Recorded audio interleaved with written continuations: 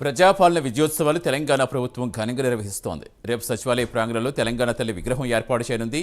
ఇప్పటికే సచివాలయానికి తెలంగాణ తల్లి విగ్రహం తరలించారు. మరోవైపు అధికారులు ఏర్పాటు చేస్తున్నారు. రేపు సీఎం రేవంత్ రెడ్డి విగ్రహం ఆవిష్కరించనున్నారు. మరింత సమాచారం సచివాలయం నుంచి మా కరెస్పాండెంట్ చందు అందిస్తారు. విజయోత్సవాల్లో భాగంగా రేపు తెలంగాణ సచివాలయం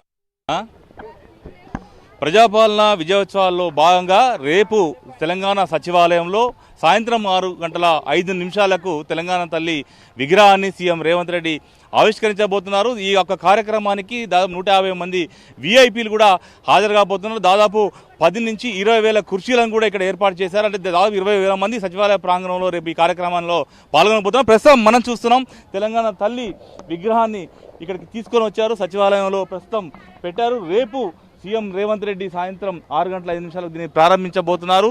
అయితే ఇక్కడ ప్రధానంగా మనం చూడొచ్చు విగ్రహానికి కుడివైపున ఒక డయాస్ను ఏర్పాటు చేశారు. ఆ డయాస్లో సాంస్కృతిక కార్యక్రమాలు కళాకారులంతా కూడా అక్కడ సాంస్కృతిక కార్యక్రమాలను నిర్వహిస్తారు. ఇక్కడ దాదాపు ఈ లాన్లో 10,000 మంది కూర్చునే సీటింగ్ ఉండేలా కూడా ఏర్పాట్లు అయితే ప్రస్తుతం చాలా చురుకుగా కొనసాగుతున్నాయి. ప్రస్తుతం మనం వీడియో జర్నలిస్ట్ మనకు చూపిస్తున్నారు. అదేవిధంగా విగ్రహానికి ఎడమవైపున చూసినట్టయితే పెద్ద డయాస్ను కూడా ఏర్పాటు చేస్తున్నారు. ఈ డయాస్ మీద సీఎం రేవంత్ రెడ్డి రాష్ట్ర మంత్రులతో పాటు ఎవరైతే అతిథులు వస్తారో వాళ్ళంతా కూడా ఈ డయాస్ మీద కూర్చుంటారు. ముఖ్యంగా గవర్నర్ జిష్ణుదేవ్ శర్మ, అదేవిధంగా వివిధ పార్టీల నేతలను కూడా ఆహ్వానించారు. వాళ్ళందరినీ కూడా ఇదే డయాస్ మీద కూర్చుంటారు. ఇక్కడ కూడా దాదాపు 10,000 చైర్లు ఇక్కడ ఏర్పాటు చేస్తున్నారు. ఇక్కడంతా వచ్చిన వాళ్ళంతా కూడా ఇక్కడ కూర్చుంటారు. మొత్తంగా చూసినట్టయితే ఇప్పటికే దీనికి సంబంధించినటువంటి ఏర్పాట్లు అయితే చాలా చురుకుగా కొనసాగుతూ ఉన్నాయి. ఇప్పటికే విద్యుత్ దీపాల అలంకరణతో సచివాలయం అయితే పూర్తిగా చాలా అలంకరణతో పూర్తయినట్టుగా కూడా మనకు స్పష్టంగా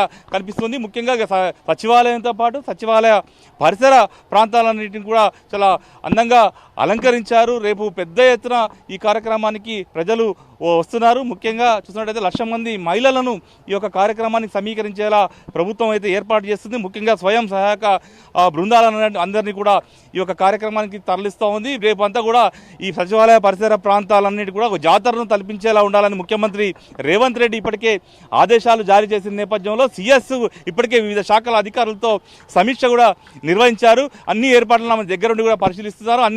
అన్ని విభాగాల అధికారులంతా కూడా గత 3 రోజులుగా నిరంతరంగా కూడా పనిచేస్తూ ఉన్నారు. మొత్తంగా చూసినట్టయితే ఏడాది కాంగ్రెస్ పాలన వైభవాన్ని చాటేలా కూడా ఏర్పాట్లు బాగా ఉండాలని చెప్పి సీఎం చెప్పిన నేపథ్యంలో రేపు పెద్ద ఎత్తున తెలంగాణ తల్లి విగ్రహావిష్కరణ కార్యక్రమం అయితే జరగబోతుంది.